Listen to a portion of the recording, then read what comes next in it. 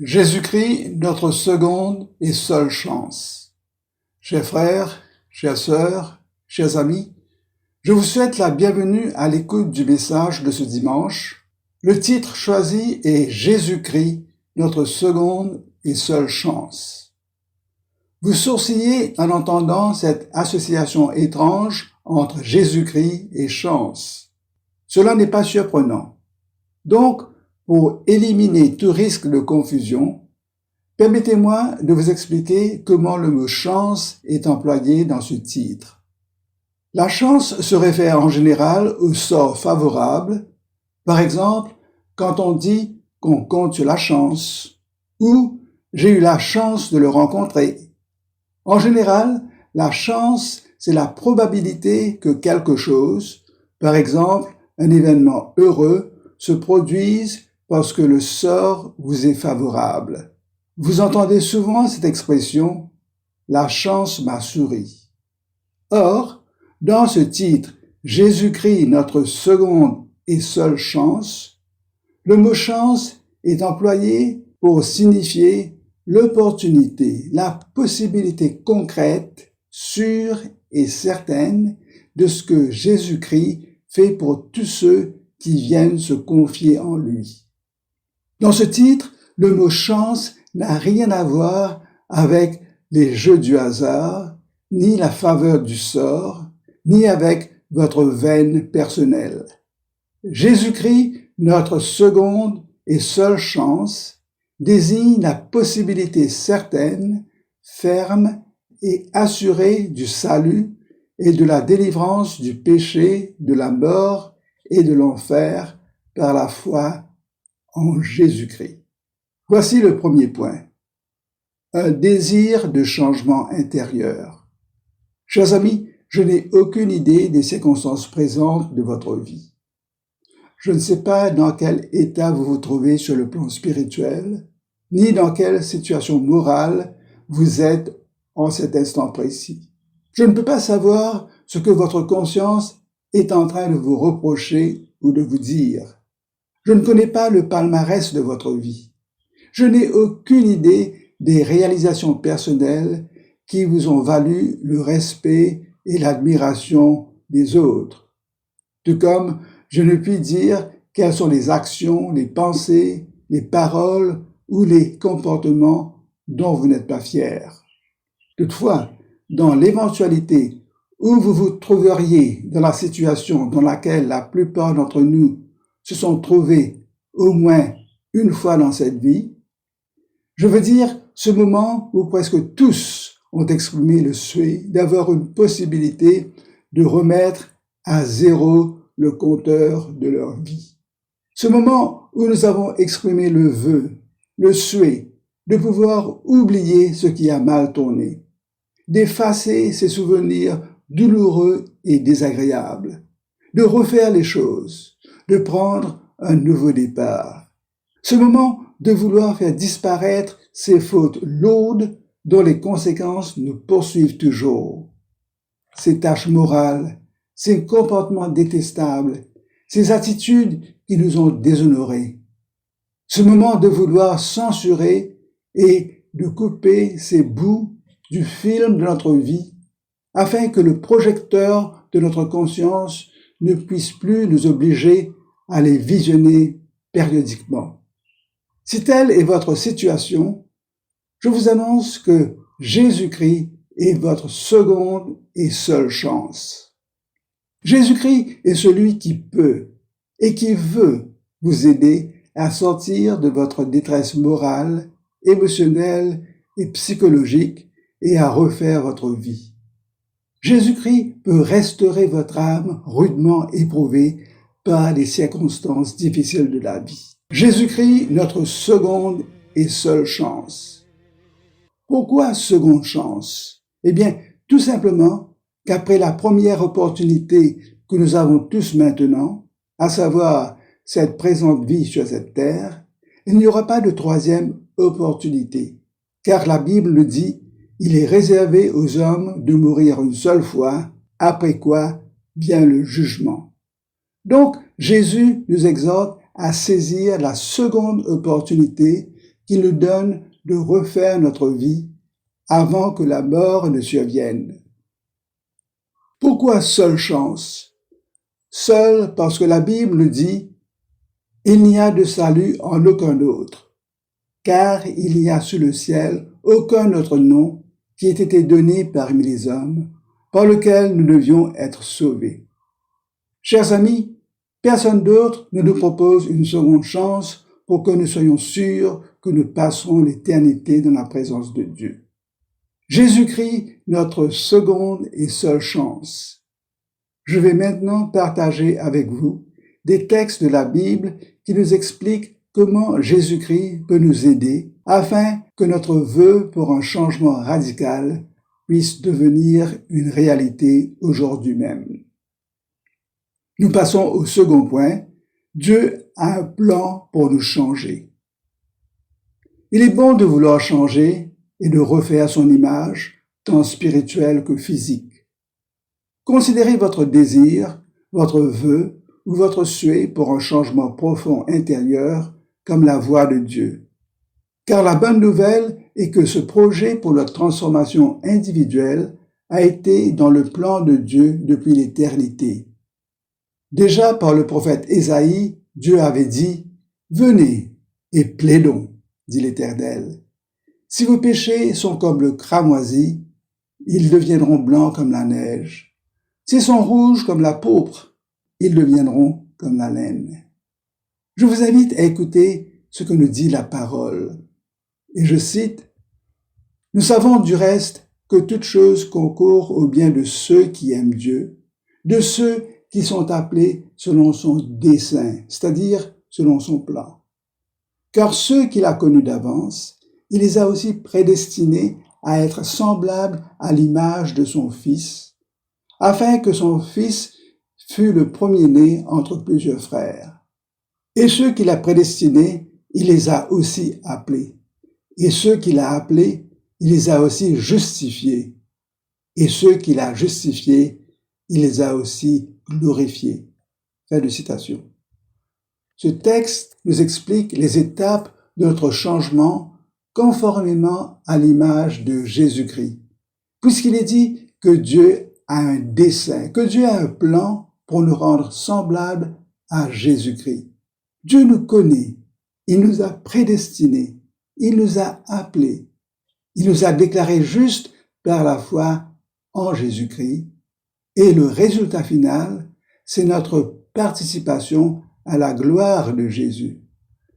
Cependant, ce désir, ce vœu ou ce souhait, si louable, si sincère qu'il soit, est exprimé par ces mêmes individus, c'est-à-dire nous, dont le cœur est toujours le même.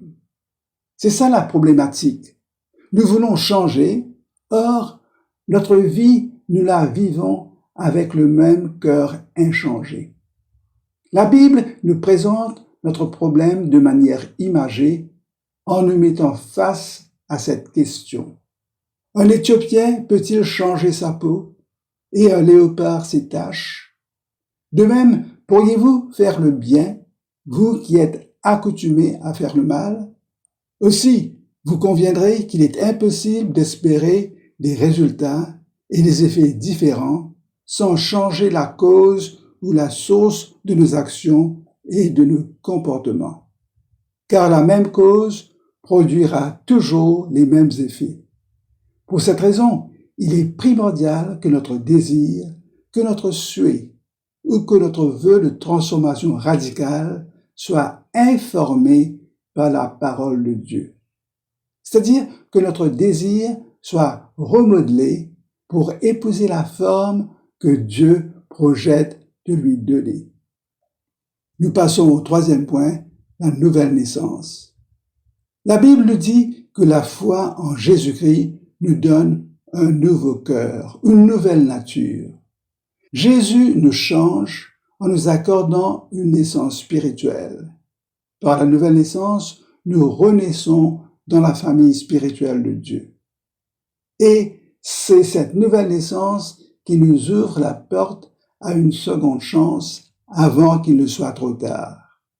Voici quelques textes qui soutiennent la réalité de la nouvelle naissance, sans laquelle personne ne peut avoir la seconde chance.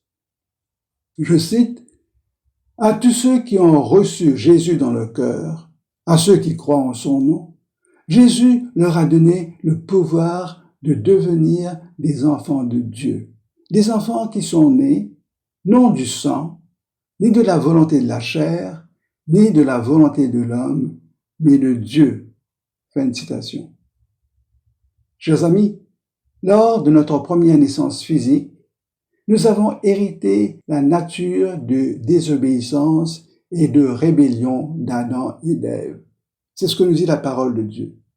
Et c'est à cause de cette nature terrestre, comme des descendants d'Adam, que nous portons en nous le péché qui nous mène tous vers un éloignement de Dieu pour enfin aboutir à notre perte spirituelle.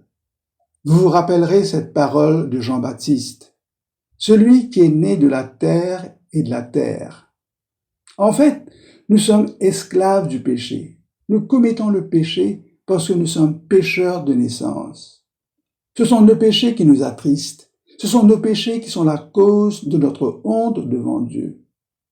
La Bible nous dit que nous portons l'image du terrestre, c'est-à-dire nous sommes tous comme notre premier père physique, Adam. En revanche, quand nous entendons la parole de Jésus, quand nous nous repentons de nos péchés et que nous reconnaissons que Jésus s'est fait homme, pur et saint, pour payer tous nos péchés sur la croix, quand Dieu nous attire à Jésus et que nous lui demandons de nous purifier par le sang précieux de Jésus, nos péchés sont tout de suite effacés. Dieu lui-même nous couvre de la sainteté de Jésus parce que Jésus a pris en son corps tous nos péchés. Son Saint-Esprit vient habiter dans notre cœur pour nous communiquer la nouvelle vie à laquelle notre âme aspire si ardemment. C'est cela la nouvelle naissance. C'est une renaissance spirituelle. C'est la vie de Jésus qui est mort au péché, mais qui est ressuscité. La vie que Dieu implante en nous. Celui, c'est-à-dire Jésus, qui n'a point connu le péché, Dieu l'a fait devenir péché pour nous, afin que nous devenions en lui justice de Dieu. Nous n'avons pas contribué à notre première naissance, la naissance physique. De la même manière, la nouvelle naissance est un don de Dieu. Tout comme la première naissance est réelle, la nouvelle naissance est tout aussi bien réelle. En fait, elle est éternelle. C'est par la nouvelle naissance, nous dit Jésus, que nous pourrons voir et entrer dans le royaume de Dieu. Cela, nous le lisons dans l'Évangile selon saint Jean et dans l'Épître aux Éphésiens, qui nous dit « Par Christ, nous avons les uns les autres accès auprès du Père par un même esprit. » Chers amis, désirez-vous remettre le compteur de votre vie à zéro? Cherchez-vous à prendre un nouveau départ? Souhaitez-vous que ces actions, ces pensées et ces comportements peu louables, pour ne pas dire vils et détestables, soient effacés à jamais? Eh bien, Jésus-Christ est votre seconde et seule chance. Écoutons ce que nous dit la Bible. Si quelqu'un est en Christ, il est une nouvelle créature. Les choses anciennes sont passées. Voici, toutes choses sont devenues nouvelles. Et tout cela vient de Dieu, qui nous a réconciliés avec lui par Christ. Ce texte dit que notre vie est cachée en Christ à cause de notre foi en lui et de ce qu'il a volontairement fait pour nous. Nous sommes de nouvelles créatures. N'est-ce pas ce que nous recherchons tous? Être déchargés de tout ce passé écrasant et avilissant qui nous menait tout droit à la perdition? Tourner la page et recommencer notre vie, une nouvelle vie de sainteté, n'est-ce pas notre souhait? Le texte continue en confirmant ses souhaits. Les choses anciennes sont passées, c'est-à-dire toutes nos tâches, toutes nos fautes, tous nos péchés, tout ce dont nous n'étions pas fiers, tout est effacé, tout est lavé. La vieille vie a été clouée à la croix en Christ, fait pécher à notre place. Nos péchés étaient nombreux, mais sa miséricorde a surabondé. Le sang de Jésus nous couvre et à cause de la foi, Dieu nous voit revêtus sous la protection du sang de Jésus. Et le texte renchérit, toutes choses sont devenues nouvelles, toutes choses, une nouvelle vie, une nouvelle aurore spirituelle, une aube fraîche sous la grâce de Dieu. Et il nous est dit que tout est l'œuvre de Dieu, parce qu'il nous a réconciliés, rebelles que nous étions, il nous a réconciliés avec lui par le sang de la croix de Jésus. Chers amis, après une première vie gâchée par le péché, la nouvelle vie que Dieu nous accorde, Dieu nous aide à la vivre déjà dans ce corps, par le Saint-Esprit, selon le modèle de vie, selon Jésus-Christ, afin de nous épargner de nouvelles bêtises, de nouvelles fautes, de nouvelles actions déshonorables. Autant la mort dans le péché est éternelle, autant la nouvelle vie en Christ durera pour l'éternité. Cette nouvelle vie, ce cœur nouveau, c'est pour réaliser les œuvres que Dieu a préparées d'avance pour nous, pour les fruits de justice. Et cette nouveauté de vie n'est pas passagère. Elle dure par un processus de sanctification qui s'achèvera quand nous allons entrer dans la gloire en la présence de Jésus, soit au moment de notre décès, soit au retour de Jésus. Nous passons au 4e point, le remodelage de notre cœur. Chers amis, toute parole de Jésus est la vérité. La bonne nouvelle ne s'arrête pas avec la nouvelle naissance. Par la grâce de Dieu, la nouvelle naissance a un impact. Elle répercute sur notre attitude envers Dieu, sur notre style de vie, sur notre façon de penser, sur nos habitudes. Et elle continue par le remodelage de notre cœur que la Bible appelle la sanctification. Souvent, les prophètes nous disent que Dieu travaille notre cœur comme un potier qui façonne l'argile. Nous sommes l'argile et c'est toi qui nous as formés. Nous sommes tous l'ouvrage de tes mains.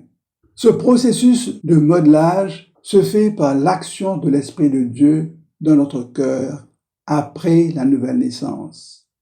Dans ses épîtres, l'apôtre Paul contraste notre vie avant notre conversion à Jésus et notre nouvelle vie en Jésus après notre conversion, en nous expliquant ce que nous étions autrefois et ce que nous sommes maintenant. L'apôtre contraste ces deux modes de vie en insistant sur l'importance de fixer le regard sur Christ. Par exemple, il nous dit « Vous, autrefois, souvenez-vous que vous étiez en ce temps-là sans Christ, privés du droit de cité en Israël, étrangers aux alliances de la promesse, sans espérance et sans Dieu dans le monde. Mais maintenant, en Jésus-Christ, vous qui étiez jadis éloignés, vous avez été rapprochés par le sang de Christ. » Ou encore dans l'Épître aux Colossiens, « Autrefois, lorsque vous viviez dans ces péchés, mais maintenant, renoncez à toutes ces choses. » Pour nous expliquer le changement de notre vie par le Saint-Esprit, l'apôtre utilise les mots « se dévêtir » et « se revêtir », c'est-à-dire d'enlever un vêtement sale et de nous rhabiller d'un linge propre. Le vêtement sale, c'est l'ancienne vie de péché. Le linge propre, c'est la nouvelle vie de Jésus en nous qui fait de nous des enfants de Dieu. Par exemple, l'apôtre dit « Vous étant dévêtus », c'est-à-dire dépouillés du vieil homme et de ses œuvres, et ayant revêtu l'homme nouveau qui se renouvelle dans la connaissance selon l'image de celui qui l'a créé. Chers amis, la Bible parle à notre intelligence pour nous faire comprendre la vie passée du vieil homme, c'est-à-dire du pécheur que nous étions.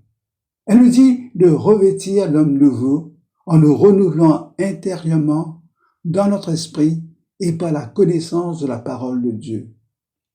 Avant de connaître Jésus, Nous n'étions pas capables de comprendre sa parole. Mais par la nouvelle naissance, nous recevons l'Esprit de Christ pour pouvoir discerner la vérité de la déception.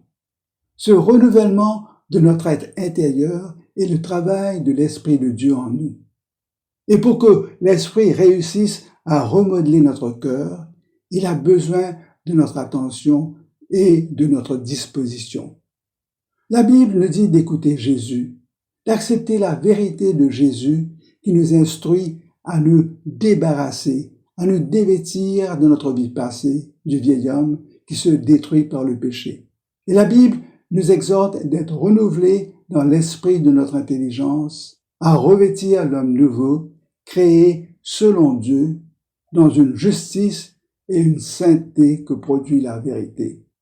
Dire que nous sommes nés de nouveau implique également notre volonté à nous laisser renouveler continuellement dans la connaissance de la parole de Christ.